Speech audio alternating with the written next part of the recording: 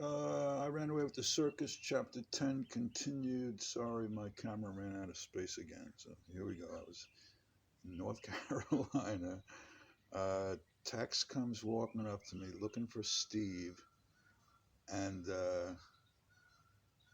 faking it because he kind of knew Steve wasn't there. I later learned, and I said, "Can I help you, Tex?" He's like, "Yeah, Steve around?"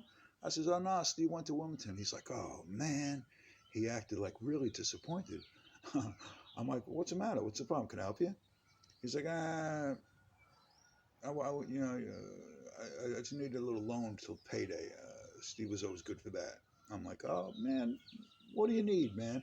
Because I had hundreds stashed in the cab of the truck because I didn't have anything to spend money on. I was getting 195 a week. I didn't pay rent. I bought food at the fair. I didn't have gas, insurance, nothing. I had no bills. So I had hundreds stashed in the truck. So I thought I'd play the big man.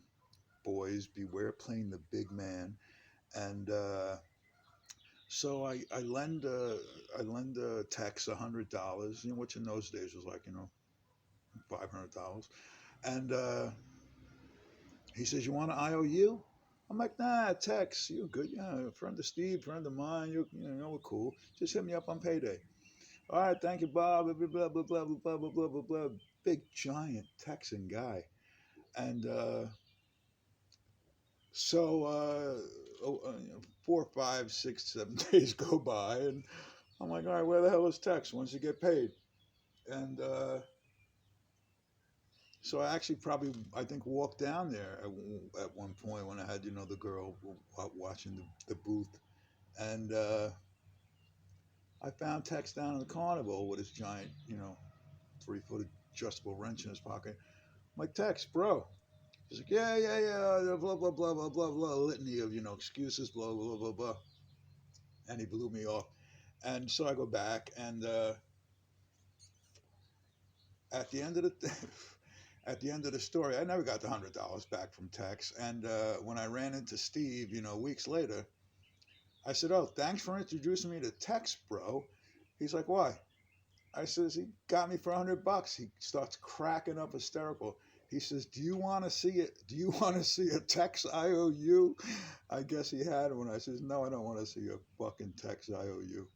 Lesson learned. Don't be the big man. So anyway, so in North Carolina, everything's going great, and you know, flirting with the sister of the other girl, and I end up going back to her dad's place. I don't know, I forget. I guess the dad came down and picked her up from work, and they says, "Yeah, you want to come, come home for a meal or something." So I went to their place. I guess the dad didn't have a wife. There wasn't a mother there, and the dad and me and the sisters had dinner, and then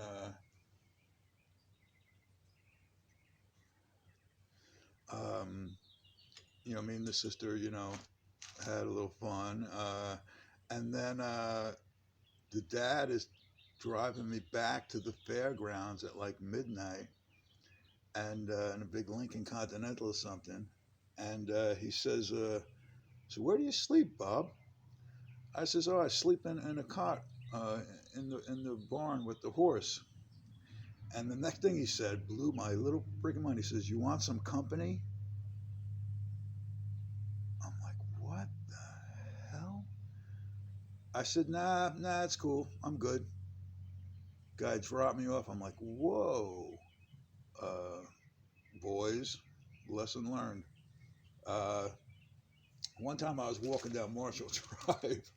I had my dad's bayonet in my waistband because it was 2 o'clock in the morning. I probably hit his jeans, hit his shorts for $1 for cigarettes. And I walked up to 7-Eleven. I was like 14, 13 or 14. I walked up to a 7-Eleven in Selden for cigarettes.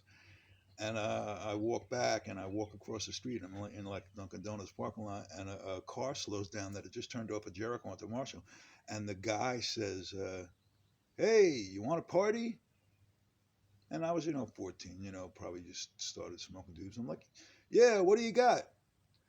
He yells back, "Just me and you." I'm like, "What the fuck. I pull out the knife. I said, no. And he took off. Uh, Watch it, guys. Uh, so that was surreal.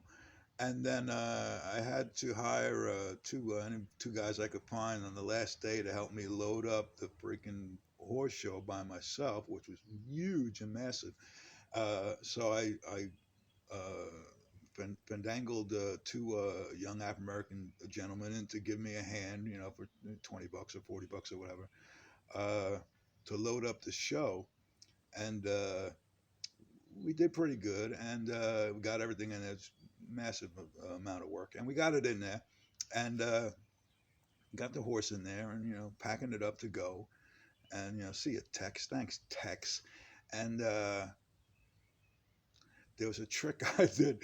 There was a trick I did with like the 500-pound turnstile, um, from doing it with 20 times already, but they didn't know it, and if I leaned over the top of it, grabbed and tilted it back just on my legs, I could spin and pivot and tilt it back enough to get the lip of it up on the lip of the truck.